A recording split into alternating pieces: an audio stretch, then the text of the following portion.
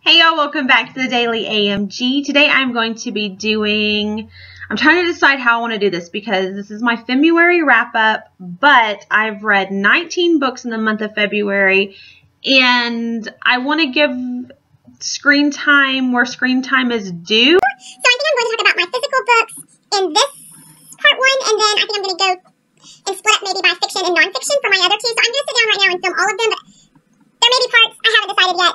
You'll see once this is all done, and when you're watching, you'll know. You'll know what I don't know right now. So let's get started. I'm going to talk about the physical books because I have them all sitting right here first. So first, of course, is We Should All Be Feminists. This was a obvious read for the month of Femmeuary, and if you haven't picked this up, go get it. And fantastic, fantastic, fantastic. The next book, I was actually sent this by the publisher. Ibrenfex is, I think, how you pronounce it, and I'm so sorry if I didn't pronounce that properly. This is Getting Off on Frank Sinatra, and this is a new cozy mystery series about a detective, Copper Black, who is a reporter in Las Vegas. She is, of course, into a murder investigation, but it's so much more than a typical cozy mystery outline. Megan Edwards does a fantastic job of really keeping you guessing, and she had me going because I even told my book club girls, like, oh, the mystery is solved, and so we're just wrapping things up so nicely, and then something else happened, and I was like, whoa, okay, I didn't see that coming, and I like when I don't see that coming. So this was fantastic. The next one is called Full Service Blonde, and I am going to be reading that hopefully during the month of March because I really want to continue this series. So she has just those two out currently of the series. It is Back Talk, and this is a collection of short stories, and this was phenomenal. I actually contacted her on one of her social medias, and I was just like, okay, I've just devoured Back Talk. Please tell me you have something else in the works. And she's like, I'm working on a novel right now. You're good. It's coming. And so I was like, thank God. Even though there were so many of these short stories that I was like, no. I want to continue with these characters. I want to know. I want to bring it to fruition and wrap it up with a pretty little bow. And it was even that much better that she lets you use your own imagination, which I absolutely love. I know there are some people who don't like when stories just end and they're like, what? How does this end? It's like, no, use your imagination. You know, as a reader, that's always fabulous to be able to make your own assumptions and finish out the story. I always enjoy that. So that is, this was fabulous. It's from a lot of different perspectives, all from the perspectives of women, and it was wonderful because we are all so amazing and fabulous and vastly different. Fantastic. Go pick it up. I devoured it in like a day or two. You will too. It's phenomenal. The next physical book that I read was Not That Kind of Girl by Lena Dunham, and this was one that I think in my haul or in my Femmeuary TBR, I said she's gotten a lot of backlash. I want to make my own decisions because that's how I run my life. Don't tell me you dislike blah, blah, blah because of blah, blah, blah. Well, that's based upon your perspective and thought process. I wanted to make my own assumption. I don't necessarily agree with a lot of the backlash that she got. I can see where some of it makes sense. But to me, I was just bored. And honestly, there's like a whole chapter on what she ate. The last thing I care to read about is what you ate. Because you know what I did? I just ate also. I know. We eat. It's a necessity. I don't care to read about it. Sorry. I know that one thing that all women, for the most part, I would say 99.8% of women think about is what they're putting into their bodies. I get that. Hello, diet trends out the ass, okay? I understand. I don't know. Maybe in 10 years, she'll have more of a life to learn lessons from. Overall, I think I gave this like 2.5, 3 stars. The parts that were great, that were interesting, just did not outweigh the parts that were like, yeah, we've all learned those kind of lessons, but I'm not writing a book about it. Sorry. The next physical book that I read was Bridget Jones's Diary, which this is like a 10th reread. It's just one of those books where it's just so fantastic to go back to it every few years, and especially now that I'm the same age as Bridget Jones, it's like, wow. But I mean, you know, Bridget Jones and I live very different lives. Always just like meeting up with an old friend for coffee. It's to continue on this. I'm only at 7 minutes because I talk kind of fast. The other books that I wanted to get to as far as rereads were Matilda and Anne of Green Gables, and then I ended up, I don't even know if I think it was free on Kindle. I ended up finding like an Eloise collection, and I was obsessed with Eloise. I still feel like at some point in my life, I'm destined to live in a hotel, and I am going to use every bit of my Eloise-ness when that happens. Sorry. It's happening. Because when I go to a hotel just now, it's like Eloise mode. I'm like, where's the room service? Where's the room service menu? Like, let's get this thing going.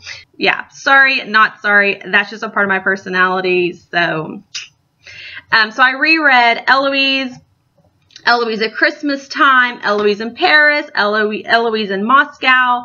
Eloise in Moscow was never my favorite. Eloise, you really just can't, well, it depends upon your view of that. I think when I was younger, I just looked at it as like, oh, the lap of luxury. And rereading it as an adult, there's definitely like at the beginning of Eloise where it says, humor book for adults, basically. Not finish Matilda, and I didn't even pick up Anne of Green Gables. And I wanted to think about books that had girls that were the protagonist that I either identified with or wanted to emulate or taught me a lesson. And it really goes back to like, we need more diverse books, because it breaks my heart that there are children who don't see themselves in books. And that's a horrible problem. That's something that I'm so glad this initiative has taken off, because it's so important for new readers. If you do not find yourself in a book, that's so heartbreaking to me. And so yeah, that was like a whole other thing. I read, and I'm just going to insert images from here on out, and I'm going to kind of go quickly, I guess. I read The Princess Saves Herself in this one, which is the first collection. It's the poetry, sorry, this is a collection of poetry, and it is actually going to be, the second book comes out this month, and I actually got an arc of it, and the poetry collection is titled Women Are Some Kind of Magic, which, yes, we are. That speaks to my very soul. I love that. And so this one again is The Princess Saves Herself in this one, and it is heart-wrenching, so relevant, and honestly, it should be required reading. Like, when you go into 9th grade, you should just be handed this poetry collection to say, this boyfriend is not your last boyfriend. If it goes wrong, it's not the end of the world. Don't put up with bullies. You are a princess. You are so important, and your life is so important, and don't measure your life based upon other people. This was just, I was like sobbing in parts. It's so incredible. So again, I'm going to insert an image of that, and I will let you know when I finish the second one and when it comes out in my March. I might do a March TBR. Okay, so then I read 2 books from Sophie Kinsella. I have read everything that Sophie Kinsella has written except for Finding Audrey, which was, they kept saying like, oh, it's Sophie Kinsella's YA. And at the time that it came out, I was like, well, I'm not really into YA, so that's great that she wrote that. Maybe I'll get to it. I put it on my TBR, like on Goodreads, and went on about my business. And then I got the arc of Surprise Me, which is Sophie Kinsella's newest book that just came out like 2 weeks ago. I was like, I should just read Finding Audrey so that I will have read every single thing that she has written at this point. Why? Why did I put this off? If you are looking for a book that deals with mental illness and the journey through to the other gleaming, wonderful, shining bright side of mental illness, especially in dealing with bullying in high school, pick this up. If you have like an 8th grader, 9th grader, get this for her. It's this along with Surprise Me and oh my gosh, what was her last book that I just read? My Not So Perfect Life. Sophie Kinsella has made herself so relevant again. And not saying that's not meant to be offensive to her, because as I said, I have read every one of her Shopaholic series, and I adore all of her other standalones, and I've read a lot of her Madeline Wickham books. I just love that these last few that she has written have come from a place of so much heart, from grief, or from a standpoint of not like a rock bottom, but just like, you have to do what's best for you, because at the end of the day, it's you. Like, you have to take care of yourself. Anyway, that's like, but Surprise Me is about a marriage and they've been married like 10 years or so, and they go to the doctor, and the doctor's like, wow, y'all are like in such whip health, like just healthy as a horse. You're going to be married for like 80 more years. And they're like, do I want to be with you for 80 more years? Like, they both kind of have like this, like, hold up. Like, well, I wanted my life to look like this. Are we going to do that together? What do you think your life was going to look like at this stage? You know, do we fit into each other's lives still? And it's just a wonderful, wonderful book where no one can write a scene that ought to star Lucille Ball the way that Sophie Kinsella does. That is her absolute gift. All of her protagonists are women, which is fantastic and why I absolutely adore her. But they are also just someone that I can truly relate to. They stick their foot in it, they open their mouths, and something comes out that they shouldn't have said, or they get caught in some little white lie of just elevated humor that I was laughing out loud. And when I was reading this at the hotel, we went to Nashville the second week of February, and this book was actually released on the Tuesday that we were in Nashville. And I was just like laughing out loud. And my husband's trying to work because it was a work trip of his. And he's like, what are you reading? What is so funny? And I was telling him, and he was like dying laughing. It was so funny that like we had that connection. But my husband loves to read. Maybe he can be in a video. That'd be fun.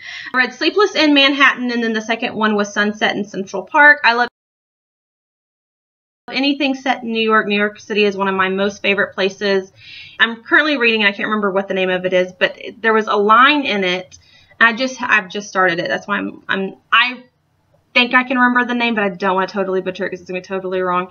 But I'll put it in my March TBR because I'm currently reading. But they said, like, I've always felt like I have this alternate life where I'm living in New York City.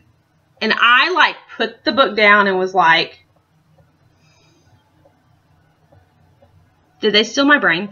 I have always, from, like, a very young age, felt like, no, New York is where I belong. And that in my heart, like, well, New York is the end game, basically. And so whenever I read that, oh, it's She Regrets Nothing. See, I didn't want to not tell you the right thing. So anyways, it's just, it just touched my soul. And I was like, yeah, that's, yes. Wow. Yes. So anyway, so I read, back to the books that I read that weren't even that, you know. They're called Sleepless in Manhattan and Sunset in Central Park. And this is a series. I think there's like 5 or 6 of this. And I, of course, immediately gravitated towards Sleepless in Manhattan because A, it's New York City, and B, it sounds like it's a play on Sleepless in Seattle, which anything Nora, everything Nora, all the Nora, everything Nora. And they weren't that great. I maybe gave them like 3.5 stars. I mean, they were just sweet romantic books. The end. Like, it wasn't anything, I don't know really what I was looking for. But anyways, I read those, and then I read quite a few nonfiction. So I'm just going to go down my list. I read Mistakes I Made at Work, which was a collection of, yes, anyways, of these women who have made a mistake at work.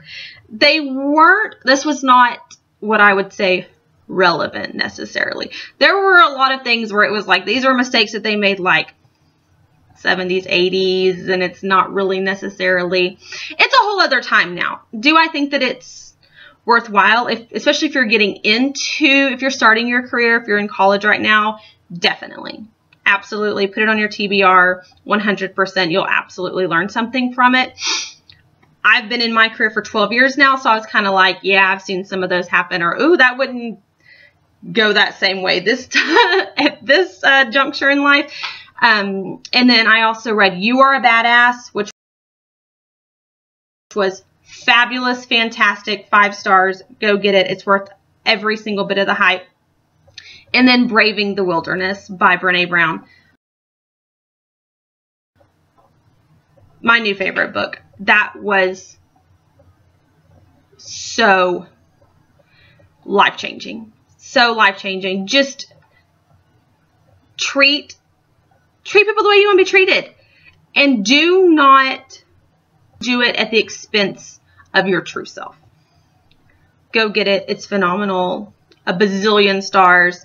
The galaxy doesn't have enough stars for as amazing as this book is. And then I also read Treating People Well, which was fantastic. And I think, so obviously I only read fantastic books unless you're Lena Dunham. So you have Bush's, W, as we like to lovingly call him, his social secretary, and then Barack Obama's social secretary. And this is just something, again, that you're going to see a lot here. I absolutely love political books, especially when it comes to social secretaries. And basically, if you're going to throw a party at the White House and it involves a fabulous first lady, I'm going to read that book all day. All day. So yeah, I have like very specific interests when it comes to books, but then I will pretty much read anything and everything. I think I just told you the whole 19 books that I read. My throat kind of hurts, and now I have to go to my local library's author fest, and I have to talk. They said, we'll just give you the microphone, you just do whatever. And I'm like, but I'm going to brave that wilderness, because that is one of my fears that no one understands.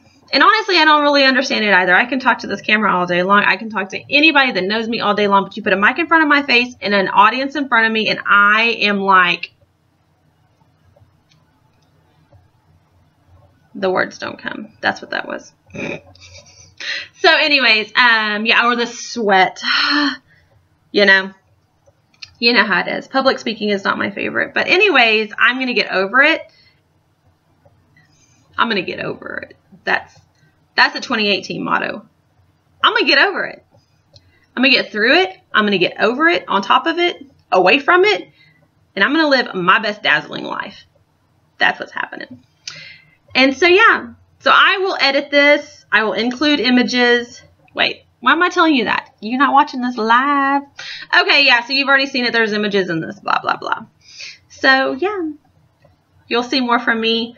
Hopefully this wasn't too, Hot Mess Express, because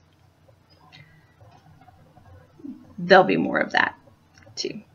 Happy reading, and if you've read any of these, let me know below. And if you want maybe just a specific, because I kind of just went through, this is what I read, the end, like, I liked it, I disliked it, the end. I will do probably not like soon, but I do want to do a few specific book talks on a few of these specific books. So look forward to that.